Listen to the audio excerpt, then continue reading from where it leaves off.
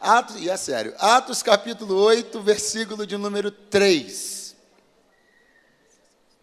3. Atos capítulo 8, versículo de número 3. Quem achou, diga: eu amo a Bíblia. E Saulo assolava a igreja, entrando em casas e arrastando homens e mulheres, os encerrava na prisão. Mas os que andavam dispersos iam por toda parte, anunciando a palavra. Muita atenção ao verso 5. E descendo Filipe à cidade de Samaria, lhes pregava a Cristo. Verso 9. E estava ali um certo homem chamado Simão, que anteriormente exercera naquela cidade a arte mágica, e tinha iludido o povo de Samaria, dizendo que era uma grande personagem, ao qual todos atendiam, em outras traduções, aderiam, desde o menor até o maior, dizendo: isto é o grande poder de Deus. E atendiam-no, porque já desde muito tempo os havia iludido com artes mágicas. Amém. Quem pode dar um amém bem forte essa noite? Amém.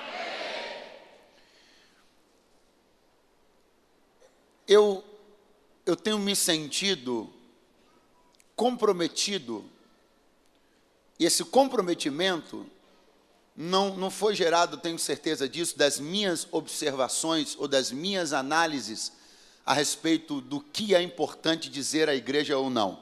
Eu tenho certeza que esse comprometimento foi gerado no meu coração pelo Espírito Santo.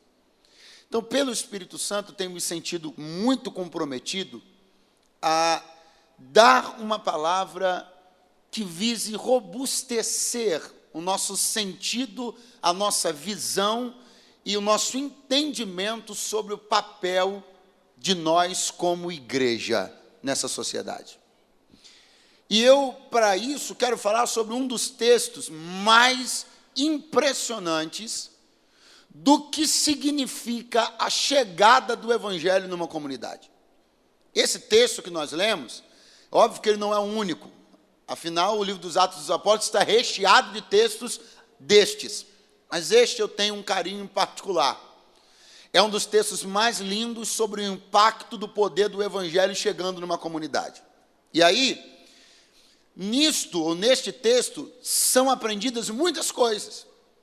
É aprendido o papel da igreja coletivamente, é aprendido o papel de cada um de nós como membros do corpo, é aprendido o dever real que cada um de nós temos, é aprendida a superação de algumas decepções nesse processo, porque elas existem.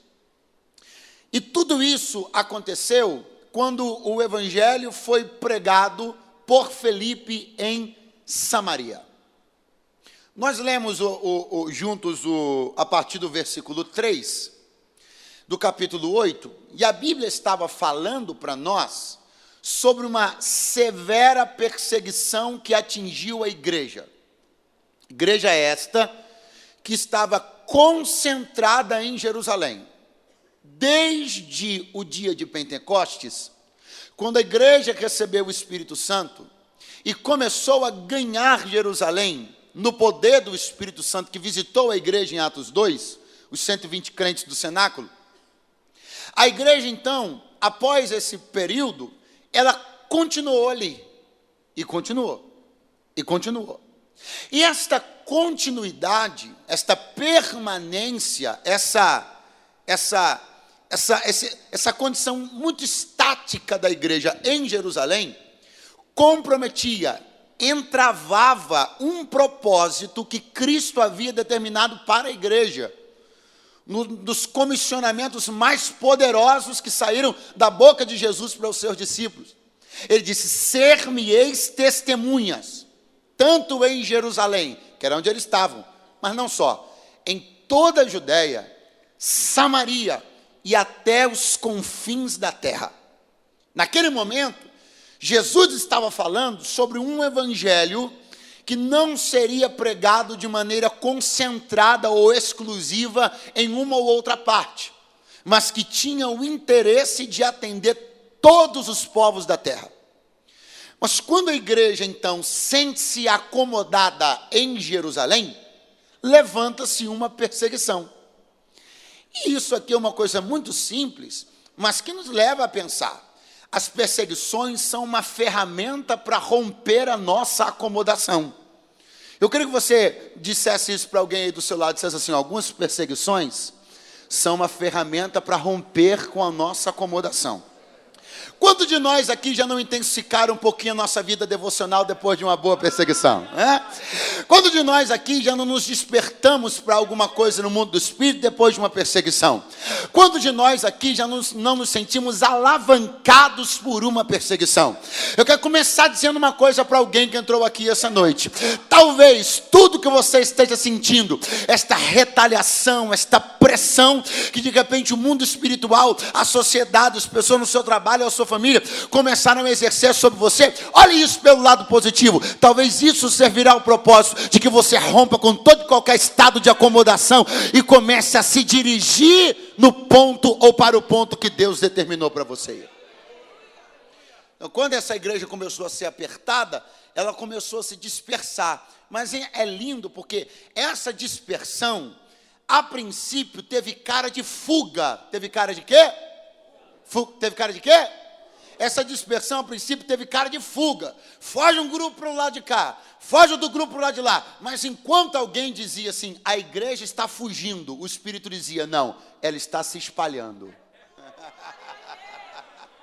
Alguém olhava e dizia assim, olha só como é que a igreja está fugindo. Aí Deus dizia assim, não, eu soprei esse vento aí para que eles pudessem ir para todos os cantos aonde eu queria, porque Ele ainda faz dos ventos os seus mensageiros e dos seus ministros uma labareda de fogo.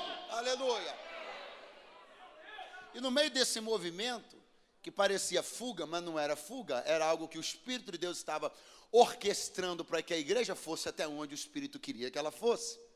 Nesse movimento, a Bíblia dará uma atenção especial a uma poderosa cruzada evangelística, a princípio realizada por um homem só, em Samaria. Quando nós lemos no versículo 5, e descendo Filipe, a cidade de Samaria lhes pregava a Cristo. Isso aqui é uma coisa tão singela, tão simples, mas tão importante. Porque o livro dos Atos dos Apóstolos está dizendo para nós qual era o fundamento, o tema, o sentido, o objetivo da mensagem pregada por Filipe. E qual era? Cristo. Qual era? Qual era? Mas veja, você acha que Filipe poderia não achar importante, relevante, falar sobre alguma outra coisa? Por que ele pregava somente, exclusivamente a Cristo? Eu tenho uma opinião, e essa opinião se fundamenta por uma série de coisas. Eu não tenho tempo e nem razão para explicar tudo, mas alguma coisa eu vou te explicar, que eu acho Samaria muito parecida com o Brasil. Muito parecida. Parecidíssima, inclusive. A similaridade mais importante dentro da nossa reflexão que eu vejo entre Samaria e o Brasil é que, tal qual Samaria, o Brasil também possui uma cultura religiosa. Você não vai sair por aquela porta e se você ficar 5 horas perambulando essa cidade e perguntando para todo mundo que passar perto de você, o que é um pastor, o que é um padre, se você encontrar uma pessoa que não souber te dizer o que é um pastor, ou o que é um padre, ou o que é uma oferta, ou o que é uma igreja, você traga ela aqui correndo, porque ela é Nós estamos numa nação que tem consciência religiosa. O nível de ateísmo no Brasil é baixíssimo. Nós estamos num país que tem uma estrutura religiosa formada. Se você entrar nos assuntos da dogmática religiosa, a grande maioria das pessoas vão saber dizer. Muitos dos que não praticam nenhuma religião efetivamente hoje, foram catequizados quando criança. Ou seja, eles têm uma cultura religiosa. Eles sabem o que é um templo, sabem o valor das coisas sacras. Podem até não dar o devido valor, mas conhecem, têm conhecimento sobre isso. E Samaria era assim. Samaria conhecia de altar, Samaria tinha sacerdote, Samaria tinha até templo. Samaria tinha estrutura religiosa, mecanismo religioso, máquina religiosa, sistema religioso. Portanto, a Samaria não lhe era necessário explicar nada sobre a estrutura da máquina religiosa, senão o coração da máquina, a quem se devia adorar. Lembre-se que no capítulo 4 do Evangelho segundo João, Jesus entrou em Samaria e encontrou-se com uma mulher. Quando ela percebeu a autoridade profética que estava sobre Jesus, ela olhou para ele e disse assim: eu vejo que tu és profeta. Aproveitando que o senhor é profeta, me esclareça uma questão que eu nunca entendi. Onde se deve adorar? Porque vocês judeus dizem que se deve adorar no templo. Nós samaritanos, redobre a sua atenção, nós dizemos que se deve adorar no monte. E a gente está discutindo isso esse tempo todo e ninguém conseguiu me explicar. Será que o senhor poderia me dizer? Preste atenção. Quando ela disse, nós samaritanos dizemos que se deve adorar no monte, e vocês judeus dizem que se deve adorar no templo, quando ela disse monte, ela também estava dizendo templo. Ué, pastor, não entendi. Então por que ela não disse templo? Para não ficar igual. Porque os samaritanos também tinham um templo, só que o templo deles foi construído no Monte Gerizim.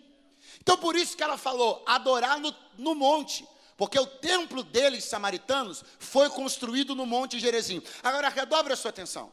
Quando é que esse templo foi construído? Esse templo foi construído quando Deus permitiu que a nação de Judá voltasse do cativeiro e reerguesse o templo de Jerusalém. O templo chamado de Templo de Zorobabel. Quando esse templo de Zorobabel estava sendo levantado, os samaritanos, que já não eram mais um povo que tinha a origem pura do sangue de Abraão, já estavam misturados.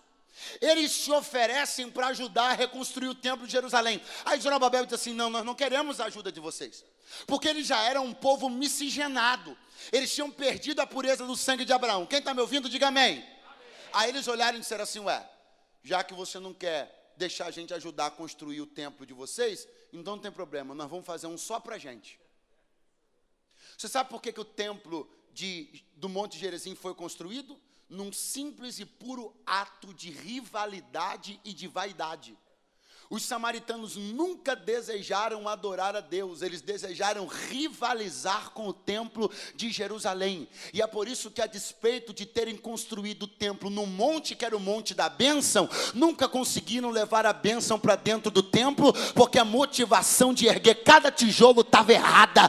Foi por isso que Jesus disse, a hora vem e já chegou, em que os verdadeiros adoradores adorarão ao Pai, em espírito e em verdade. É por isso que quando Filipe entra em Samaria, Filipe não vai falar de sacerdote, de altar, de templo, de ritualística nenhuma. Filipe vai falar de Jesus. O que eu vou falar para você já ouviu 15 vezes, ouvi mais uma. O que essa nação precisa é de Jesus. A sua mensagem tem que ser Jesus. Pastor, eu não tenho conhecimento teológico. Como é que eu vou pregar? Fale sobre Jesus. Pastor, eu não sei quem são os pais da igreja. Vocês falam aí dos caras, não sei nem quem são eles. Você não precisa conhecer nenhum deles.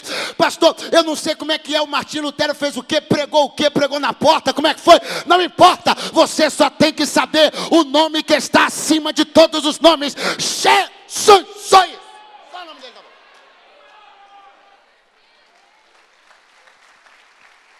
Não, pastor, como é que é?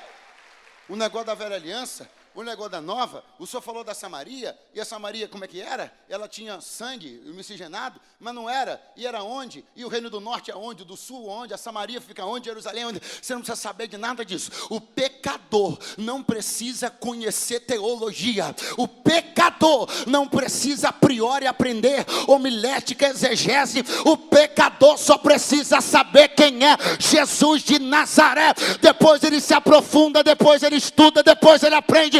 Mas a primeira mensagem é Jesus. Jesus.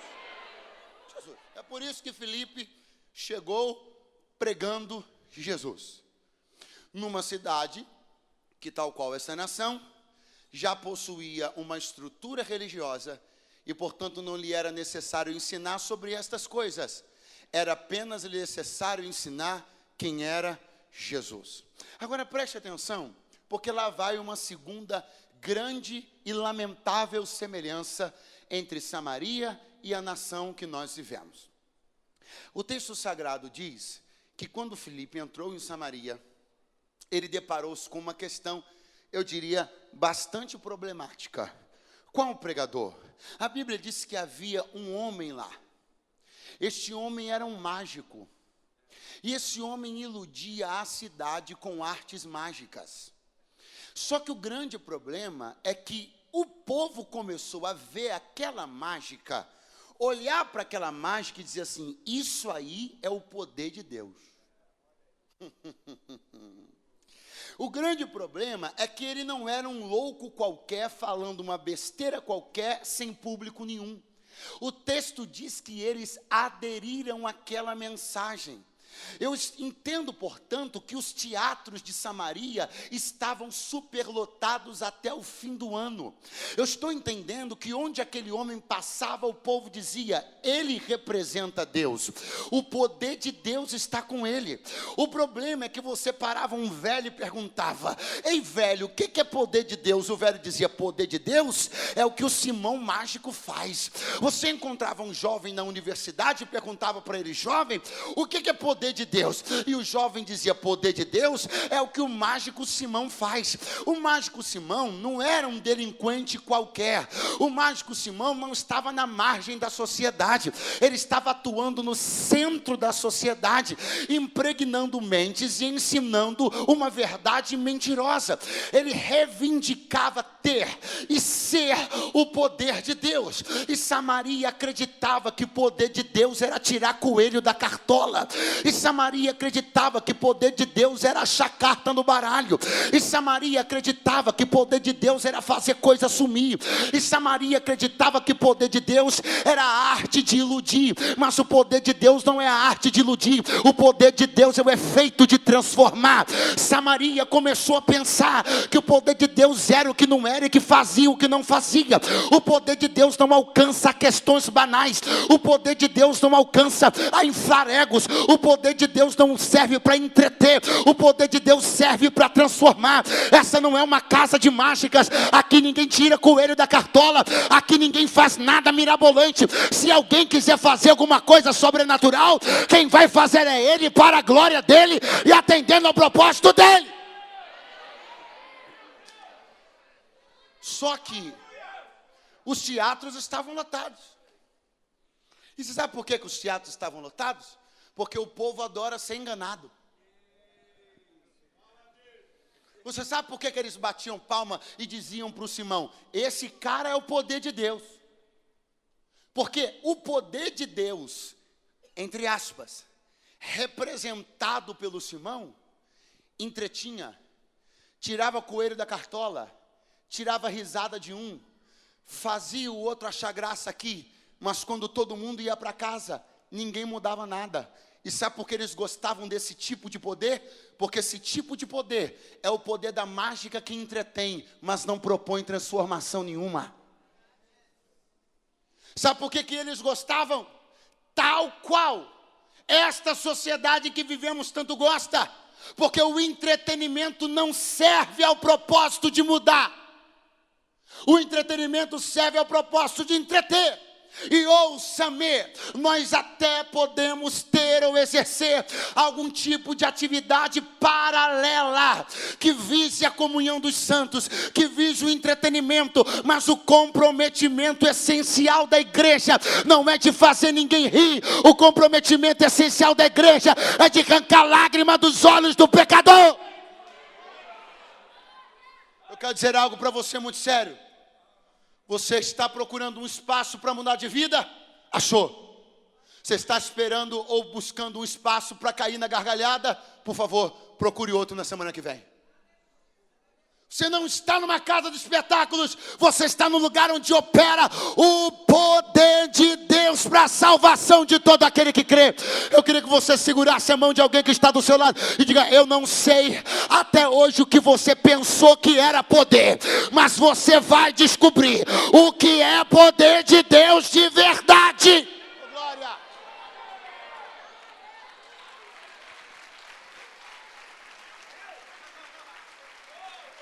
Talvez algo que você viu, algo que você ouviu, um lugar que você andou frequentando, deu a você o sentido equivocado do que é o poder de Deus. E talvez você tenha reduzido o poder de Deus à baixaria, reduzido o poder de Deus à sessão de exorcismo, reduzido o poder de Deus a palhaçadas, reduzido o poder de Deus a charlatanismo. Eu não tenho dúvida do que estou falando. Eu sei que tem gente aqui que está procurando essa igreja como última alternativa. Está cansado de ver tanto malandro nessa cidade, está cansado de ver tanto charlatão na televisão, mas eu quero dar glória a Deus sem nenhum tipo de vaidade, mas eu quero bendizer ao nome do Senhor e te dizer com todas as letras: está procurando, não está mais, acabou de achar, aqui está o poder de Deus. Aleluia.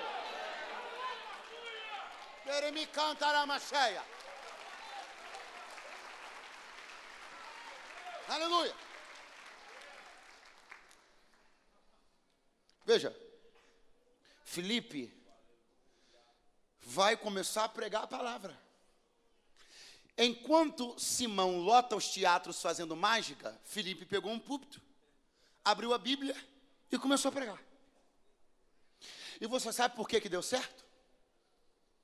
E aí, eu chamo a sua atenção como igreja agora.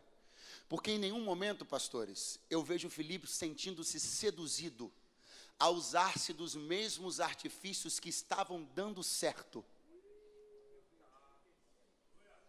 Sabe por que deu certo com Filipe? Porque ele não permitiu ser corrompido pela fórmula mágica. Sabe por que as multidões começaram a sair dos teatros da babaquice de Simão Mágico e começaram a lotar as praças para ouvir a mensagem? Porque Filipe não se rebaixou, ele não se reduziu ao mesmo artifício do mágico. Todas as vezes que um profeta, um líder, um ministro de louvor, qualquer pessoa que atua ministrando no reino de Deus, todas as vezes que este alguém perde a confiança na suficiência do evangelho e começa a lançar mão dos mesmos sórdidos artifícios dos mágicos picaretas, nós já nos rebaixamos. Mas eu tenho uma palavra de Deus esta noite: nós não vamos nos reduzir a essa mesma baixaria que está na TV, a baixaria que está na rádio. Nós ainda cremos na suficiência do poder da palavra.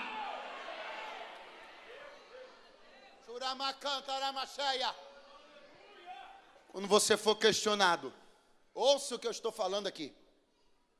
Quando você for questionado no seu trabalho por um colega seu que acha que descobriu aonde está o poder de Deus, só que ele está sendo iludido pelo Simão Mágico, e aí ele vai olhar para você e vai dizer que você está perdendo tempo. Ele vai olhar para você e vai dizendo assim: mas o culto acaba na sua igreja, você não leva nada para casa?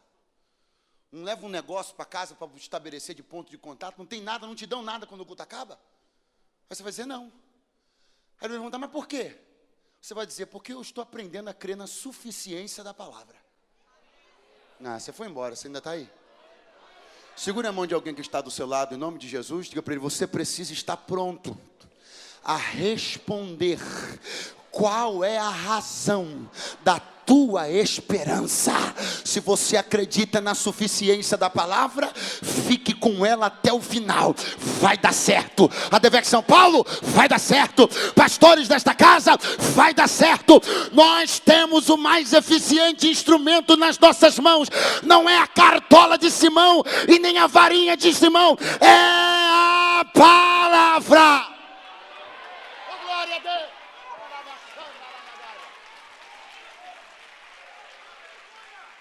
Glória a Deus.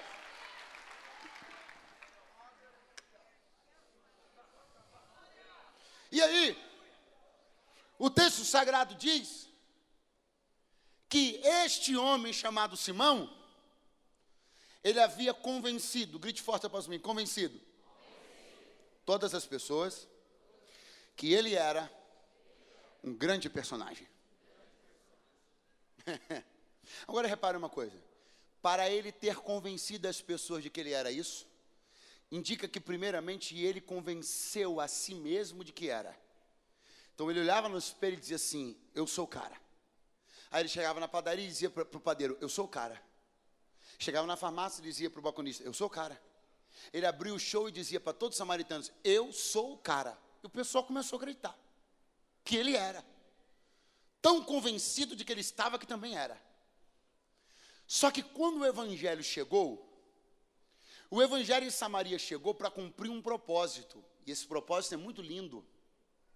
E é importante que você entenda que esse é o principal e mais difícil propósito a ser executado.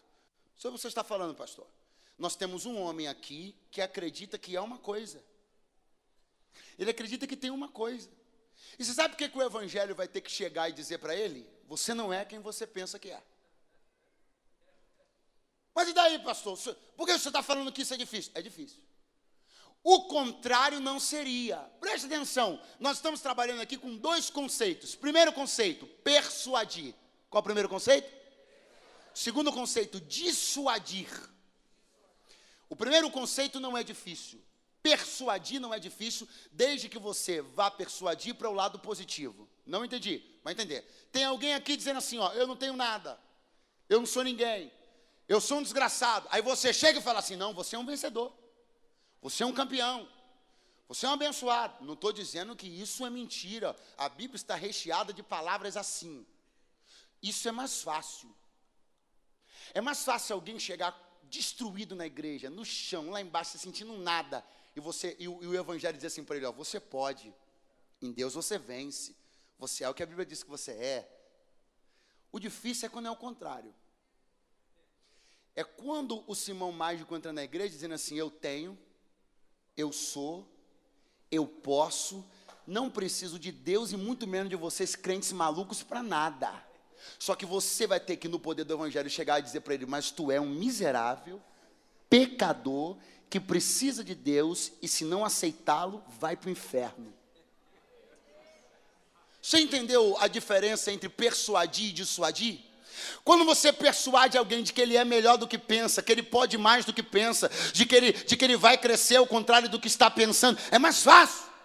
Mas o poder do evangelho se revela muito mais quando você prega uma mensagem que desconstrói a imagem fraudulenta que alguém ergueu sobre si. Você está aí ou foi embora?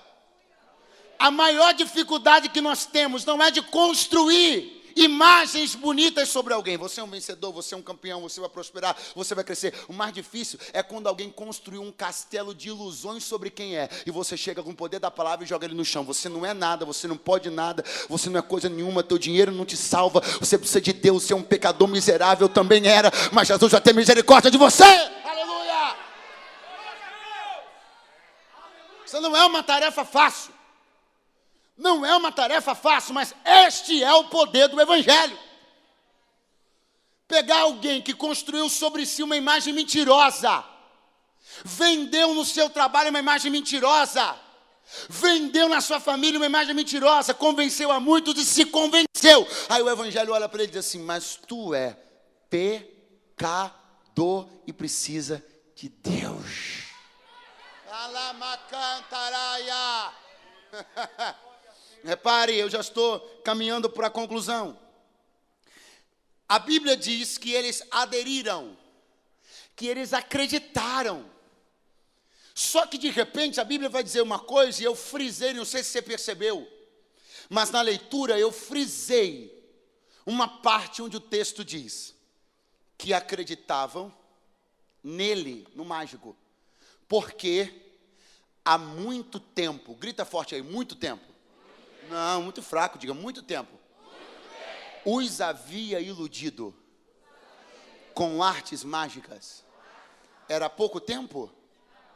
Tinha começado semana passada? Tinha começado ontem? Como é que era? Era há muito. Eu quero que você entenda uma coisa muito importante. Isso aqui muda tudo. Isso aqui eleva, pastores, o grau da responsabilidade de Filipe.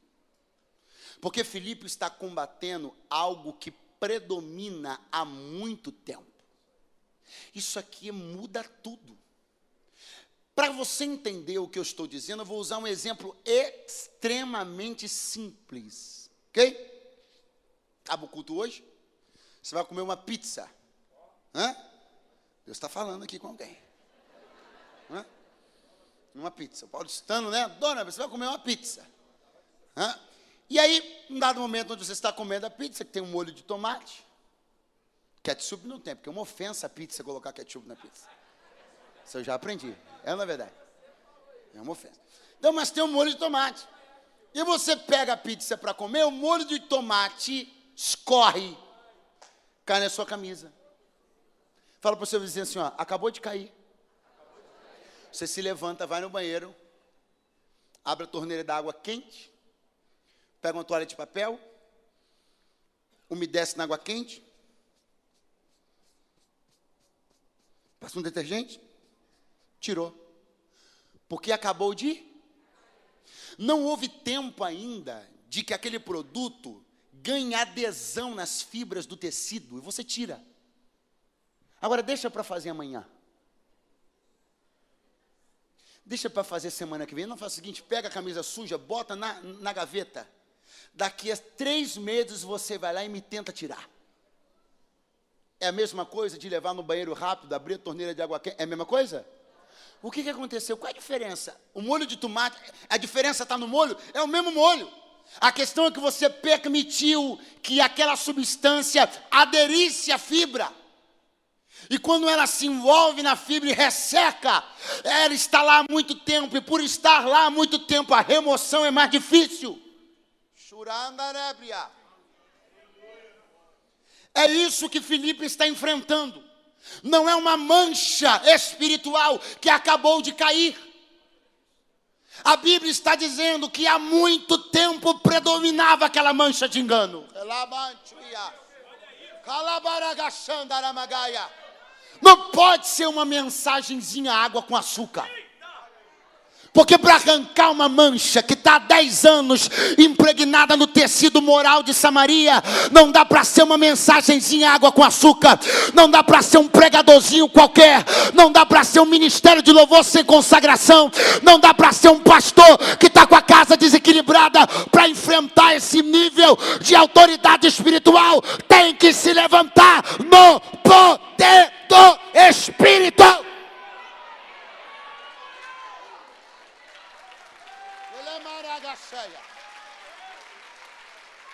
Eu queria que você segurasse a mão de quem está do seu lado agora, olhasse nos olhos dele e diga: entenda o que nós estamos enfrentando. Entenda o que a igreja está enfrentando nessa nação. Entenda o que a igreja, fala para ele. Entenda o que a igreja está enfrentando nessa cidade. Já tem muito tempo, já aderiu a fibra, já está enraizado. Não dá para ser de qualquer jeito, não dá para ter mimimi, não dá para ter conversinha. É no poder, é no poder, é no poder, é no poder, poder. Não vai.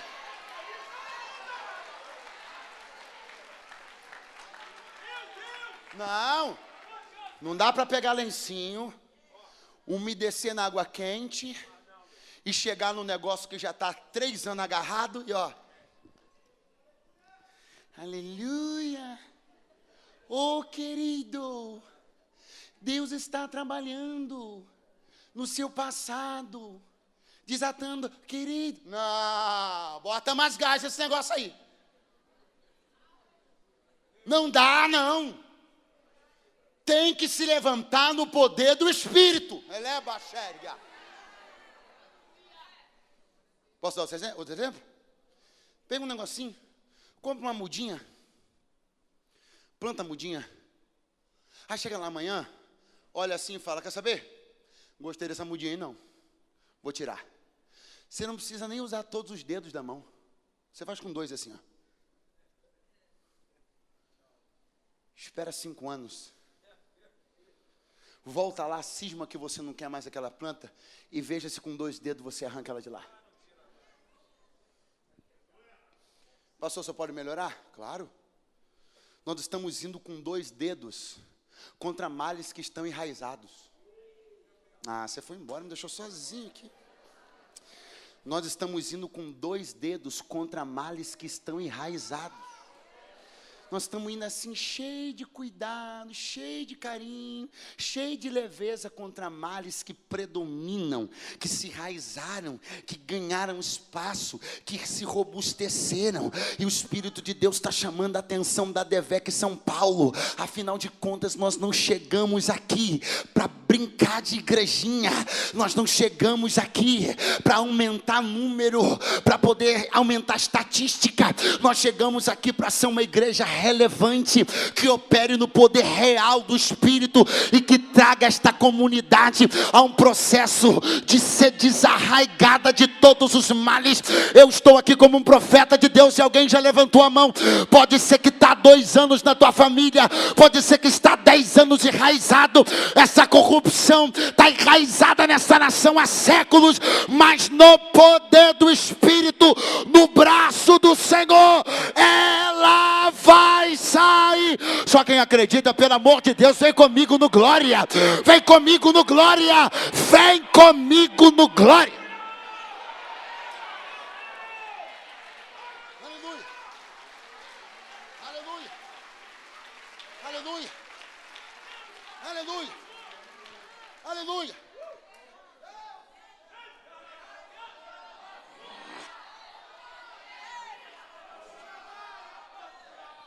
O mal está enraizado há muito tempo.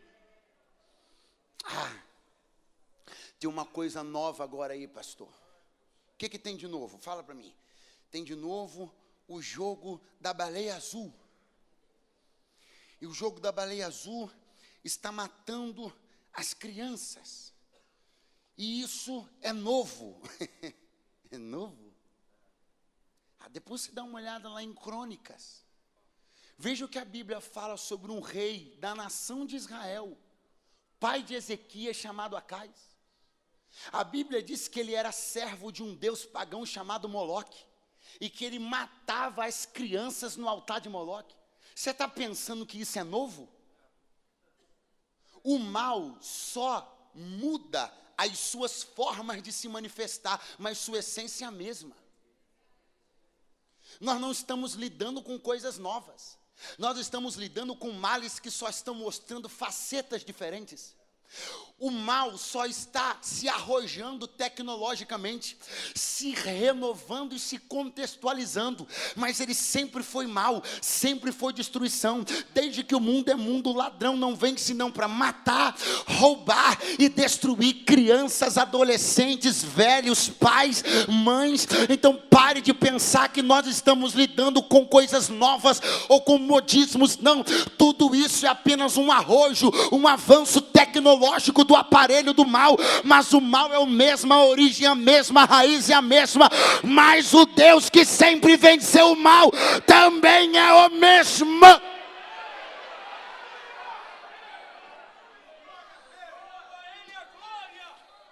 Eu quero avançar para encerrar, fazendo com que você perceba como Deus pega Filipe e leva-o a um capítulo seguinte da sua própria história ministerial, e como através disso Deus continua e finaliza, na minha cooperação dessa noite, as lições sobre esse entendimento nosso, do nosso papel como igreja. De repente a Bíblia diz que aquele mágico se converteu e se batizou até. Só que de repente a Bíblia diz que chegou Pedro na cidade. É uma espécie de supervisão apostólica. Pastor Ciro já pregou sobre isso, não é? Uma espécie de supervisão apostólica. E Pedro chegou para supervisionar os trabalhos de Filipe. A igreja estava crescendo. Pedro chegou e de repente Pedro começou a orar por batismo no Espírito Santo. Presta atenção. Quando ele começa a orar por batismo no Espírito Santo, o Simão, que tinha até se batizado, mas tinha um trequinho ainda nele que não tinha se transformado, sabe, um treco. né? E ele chegou para o Pedrão e disse: Pedro, esse negócio que tu faz aí supera todos os coelhos que eu já tirei da cartola. Como é que é batismo com o Espírito Santo? Rapaz, como é que eu compro isso? Irmão, pensa no Pedrão nervoso.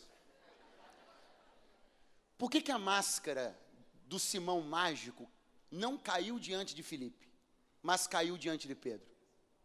Porque Pedro também já tinha sido um Simão. E o que tem gente malandra que chega na igreja não sabe, é que aqui já teve gente mais malandra que você. Então, se tu tá vindo com teu cereal fininho, pensando que tu vai fazer graça na igreja, aqui tem gente que já sacou qual é a tua malandra há muito tempo.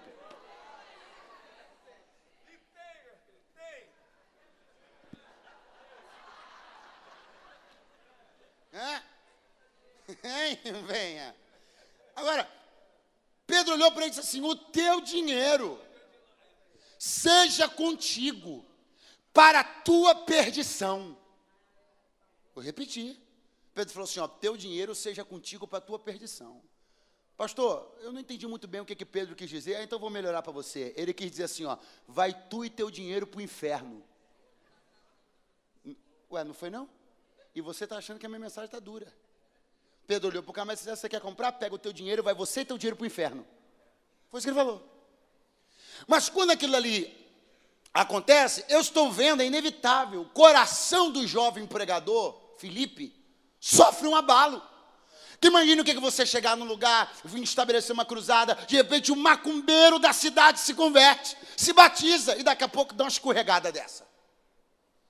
Filipe está um tanto quanto sentido. Aí o Espírito de Deus pega ele e diz assim: então peraí, então sai daí, que eu vou te levar para uma outra coisa, para você entender umas outras coisas aqui. Pegou ele, diz assim, ó, vai para o caminho entre Jerusalém e Gaza que está deserto.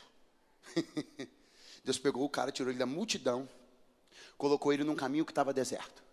Aí daqui a pouco um carro veio passando. O Espírito de Deus disse: se aproxima do carro. Agora olha para mim. Se você está numa praça fervendo de gente, um carro passa, você vê? Você se atenta para isso?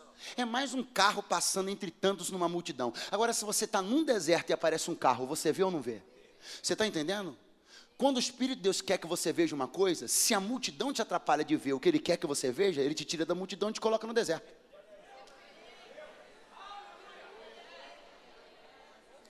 Tem gente aqui que só foi mudada de setor porque Deus quer que você veja alguém. Ah, você me deixou sozinho de novo? Tem gente aqui que só foi mudada de setor na empresa porque Deus quer que você veja alguém. Deus assim, Deus, o que eu estou fazendo nesse fim de mundo aqui, Senhor? Nesse lugar aqui, não vem projeto nenhum para esse setor, não vem nada, daqui a pouco vai passar um carro.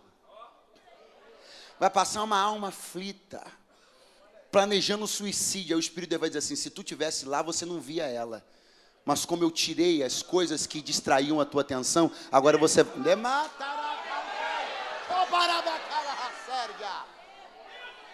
Olha para alguém aí e diga: você vai ver quem Deus quer que você veja. Nem que para isso Deus tenha que limpar um pouco assim as tuas distrações. Quem está vivo, diga amém. Aí vem o camarada passando no carro. Aí o Espírito de Deus diz assim para ele: se aproxima do carro. Mas o homem está de carro, e Filipe está Eu quero que você entenda que nesse momento Deus ensina uma coisa muito linda para Filipe e para todo mundo. Deus ensina que para cumprir a ordem que Ele te deu, você já tem tudo que você precisa. Como assim, pastor? Não entendi não. Vamos pensar com a lógica. O camarada está indo de carro, Filipe está a pé, a ordem é: aproxima-te dele. Qual seria a lógica? Que Deus desse a Filipe um instrumento de aproximação. Se o cara estava de carro, qual seria o instrumento de aproximação? Qual seria? Só que o Espírito de Deus vai para ele e diz assim: vai, se aproxima, e não dá a ele aquilo que teoricamente ele precisava. Porque eu preciso que você entenda que existem coisas que você está pensando que precisa para cumprir a vontade de Deus, mas não precisa. Porque se Deus te mandou acompanhar o carro e não te deu um carro, é que Ele confia mais nas suas pernas do que você. Tem gente paralisada, sem cumprir a vontade de Deus, esperando vir um recurso, um artifício, uma ferramenta, e Deus me trouxe aqui para te dizer, a ordem já veio? Se a ordem já veio, é porque Ele sabe que você pode cumpri-la com o que você tem. Vai, chacoalha alguém do teu lado aí, irmão, oh meu Deus do céu, chacoalha ele e diga assim, vai cumprir o que Deus te mandou fazer, vai, você já tem tudo o que você precisa, senão Ele não tinha te mandado.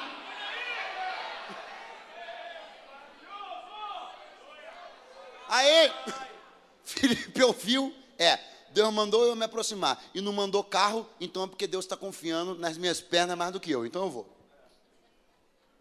Irmão, quando você olhar ao redor e não achar as ferramentas que você pensa que são necessárias para cumprir o que Deus te mandou, para de olhar ao redor, olha para dentro de você, você vai achar. E Filipe começou a correr, claro, o cara estava de carro, Filipe começou a correr. E o homem estava lendo o livro do profeta Isaías, em voz alta. Quem é esse homem, pastor? Ele é um eunuco, mordomo mó, ministro da fazenda da rainha de Candace. Veja, ele está numa estrada que liga Jerusalém a Gaza. Está lendo a Bíblia. Se ele está lendo a Bíblia no livro do profeta Isaías, se ele está tentando entender sobre o Messias, lendo o livro do profeta Isaías, vindo de Jerusalém, indo para Gaza, junta tudo, é um prosélito. O que é prosélito, pastor? É alguém estrangeiro que se converteu à religião judaica, adotou a Torá como seu livro e Jeová como seu Deus. Esse é o prosélito. Não tem o sangue de Abraão nas veias, mas decidiu crer no Deus de Abraão. É um estrangeiro, mas é um prosélito. Quando Filipe se aproxima do carro, Filipe olha e diz assim, você está entendendo o que está lendo?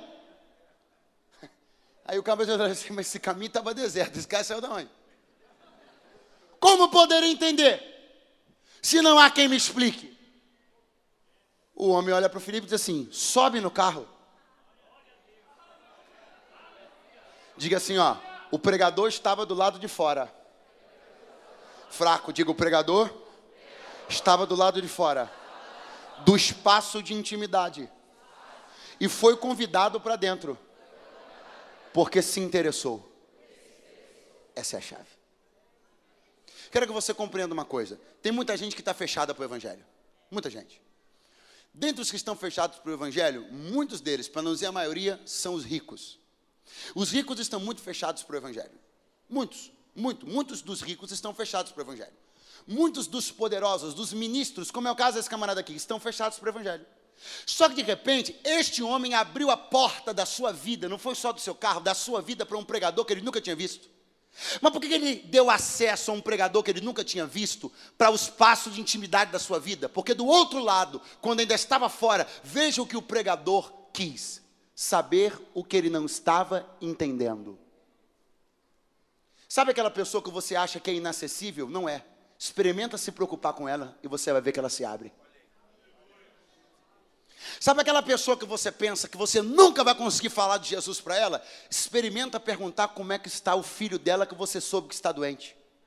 Sabe por que as pessoas estão se fechando? Porque elas estão olhando para o lado de fora dos carros da vida delas e estão enxergando gente correndo para se aproveitar. Mas quando elas perceberem um pregador correndo, interessado em saber como elas estão e o que elas não entendem, elas se abrirão para a mensagem do Evangelho. Eu quero que você levante a mão direita, levante a mão esquerda, porque como um profeta de Deus eu te entrego uma palavra. Deus dará a você a oportunidade de perguntar a alguém o que está acontecendo, como está teu filho, como está tua esposa, como estão teus negócios, e quando ele perceber que não é mais um que corre para se aproveitar, mas é alguém que corre preocupado com o que ele não entende, ele abrirá o espaço e o acesso da sua vida, e você vai entrar com a palavra.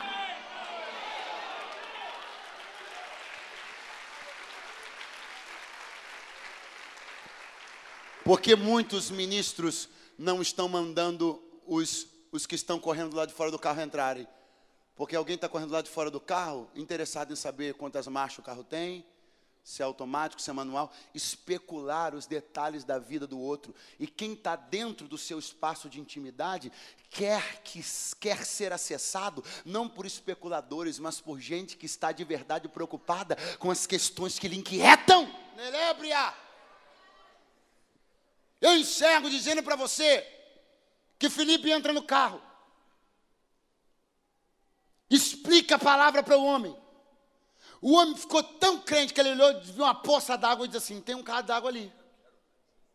O que me impede de ser batizado? Felipe disse nada, que eu pensei que a gente tinha que chegar no rio, mas já que tu quer nessa poça, vamos embora.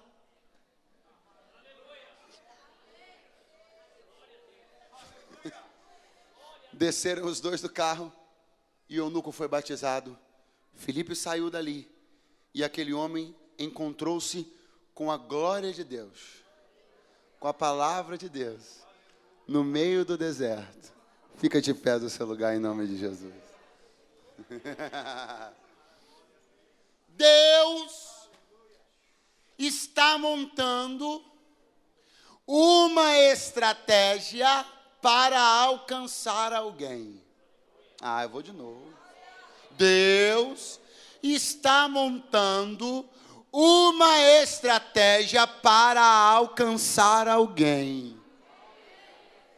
E no meio desta estratégia, quem vai pregar para esse alguém é você.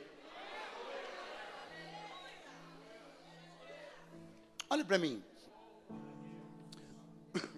Porque você olha para essa história e dê a mão a quem está do seu lado, por favor. Eu quero fazer uma oração com você e eu faço o convite na sequência e tudo isso é coisa de 3 minutos.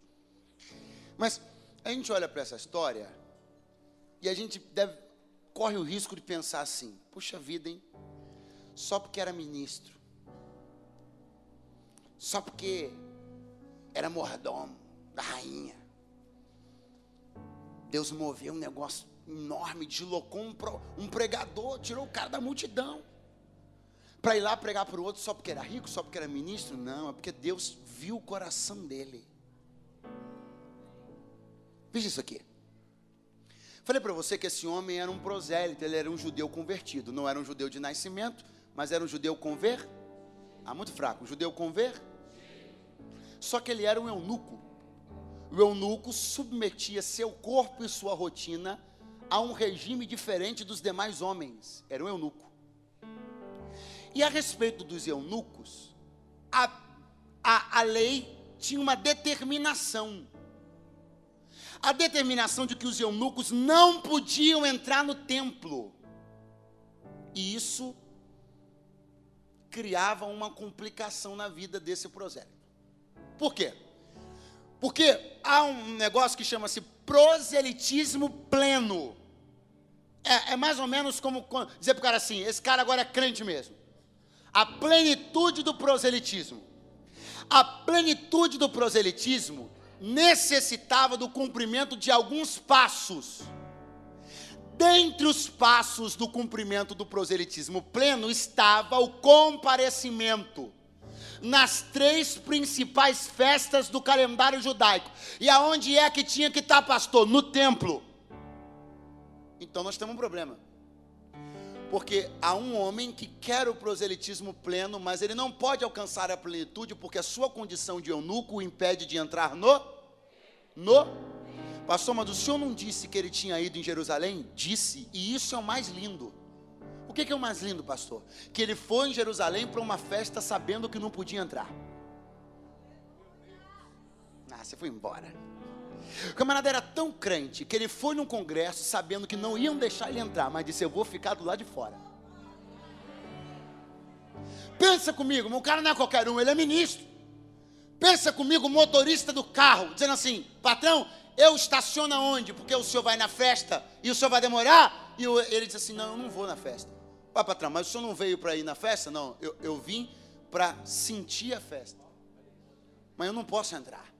Patrão, o senhor dá uma carteirada de ministro e esse pessoal todo aí vai deixar o senhor entrar. Não, o senhor não sabe, aqui tem um regime e devido à minha condição física, a lei não me deixa entrar.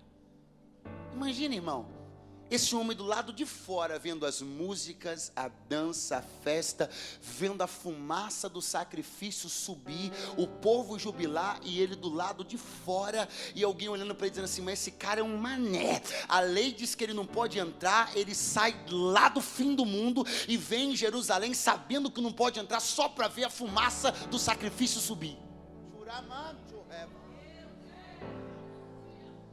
Pensa em como Deus olhou esse camarada nesse dia. Deus olhou e disse assim: peraí, esse camarada saiu do fim do mundo, pegou um carro para ficar na porta do templo, sabendo que não podia entrar, sabendo que a lei lhe roubaria o direito de viver a glória do templo, mas mesmo assim veio. Eu creio que o Espírito de Deus deu um grito, disse assim: eu quero saber quem é o pregador com mais poder que está na terra agora. Filipe, então é ele. Bota ele no deserto para olhar o carro desse cara e pregar para ele. Por quê? Porque se a lei roubou dele a glória do templo, eu vou fazer a glória visitar ele no meio do deserto. Eu quero que você ouça uma coisa essa noite. Eu não sei o que te roubaram, eu não sei quantas portas foram batidas na sua cara, eu não sei o que a vida privou você de viver, mas Deus mandou um pregador para você esta noite.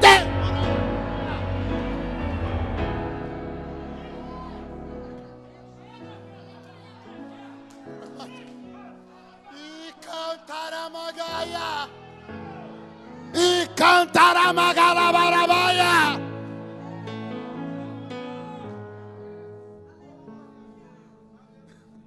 Eu não sei o que te foi roubado, eu não sei as coisas que você sempre teve desejo de viver e nunca viveu. Eu não sei quantas vezes você ficou à porta das festas, vendo a glória dos homens e nunca pôde entrar. Mas Deus te trouxe aqui hoje para te dizer: eu te visito com a minha glória. Levanta a mão mais alto que você puder, em nome de Jesus, porque eu vou usar 30 segundos começados a contar agora para profetizar que a glória será derramada sobre esta igreja. E o que você não viu, o que não viveu, a festa que você não entrou, as reuniões que te barraram, a presença do Espírito é maior, é maior, é maior, é maior. Agora eu só tenho 15 segundos. Espírito de Deus, manda a tua glória nessa casa agora, agora, agora, agora, agora, agora. Renova crentes, enche do teu Espírito, derrama a tua glória.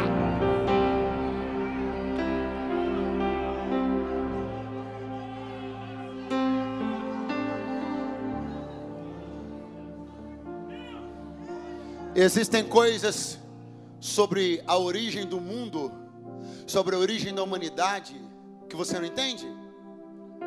Existem questões que inquietam a tua alma desde a tua infância? Existem coisas que tiram o teu sono desde a tua mocidade? Jesus é a chave para todos os teus dilemas. Jesus é a resposta de todas as tuas perguntas.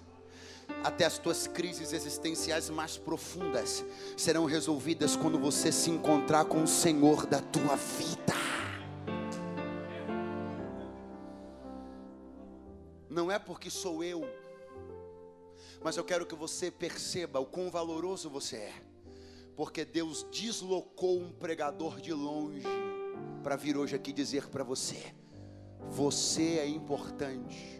Chega de fechar o acesso da tua vida, chega de se trancar dentro dos muros da tua vida. Hoje você entrou num lugar onde não tem gente especuladora, onde não tem uma meia dúzia de gente bocó que quer ficar sabendo quanto você ganha, o que você tem. Tem gente que está interessada em que você desate os nós da tua vida, que você seja liberto, que você seja feliz. Você encontrou um povo que se preocupa com o que acontece com você. Abra a porta do carro da tua vida hoje para Jesus entrar. Abra a porta do teu coração hoje para Jesus entrar. Deus tem algo a fazer na sua vida. E a minha pergunta agora torna-se muito objetiva: você quer? Há alguém aqui entre nós esta noite que nunca fez uma aliança com Deus verdadeira dentro de uma igreja evangélica. E talvez, eu vou ser muito franco, você não tenha feito.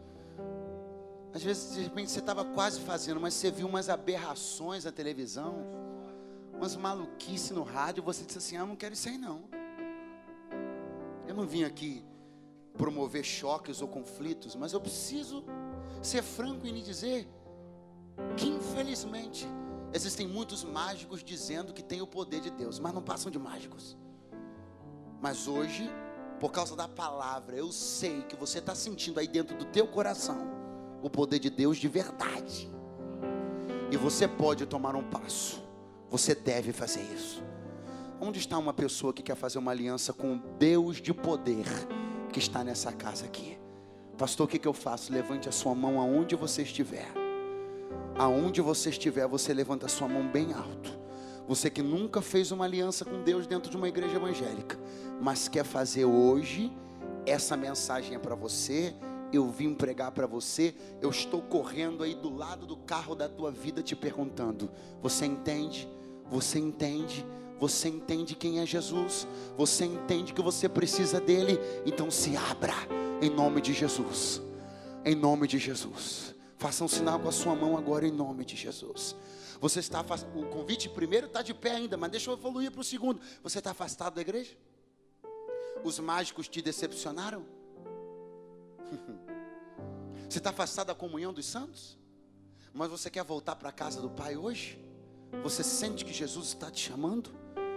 Você sabe que sem Ele o carro da tua vida está desgovernado, mas com Ele você vai se reencontrar com a vida abundante que você já teve um dia. Volta para Jesus hoje. Tem alguém que quer voltar para Jesus nessa noite?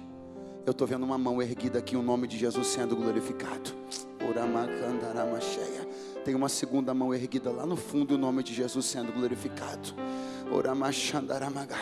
Se você redobrar o teu espírito de oração, daqui a pouco uma terceira mão levanta. Quer ver? Em nome de Jesus, volta para a casa do Pai, você também. Cadê você? Já tem uma terceira mão aqui. Eu te falei, ó. É só botar mais glória, é só botar mais aleluia, é só botar mais ligação. Eu já quero ir convidando essas pessoas preciosas a fazer a gentileza de chegarem aqui no altar, para que nós possamos cumprimentar vocês, orar por vocês. Me faz essa gentileza, peça licença a alguém que está do seu lado. Vem aqui em nome de Jesus. Mas a porta da graça ainda está aberta. Oh Deus.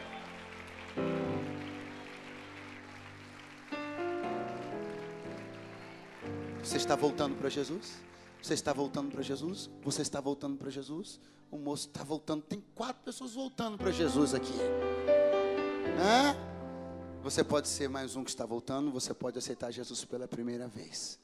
Você pode entender que o Espírito de Deus moveu coisas, fez arranjos, preparou coisas e planejou tudo para te trazer hoje aqui. Porque essa palavra é para você, o céu é para você, a vida é para você.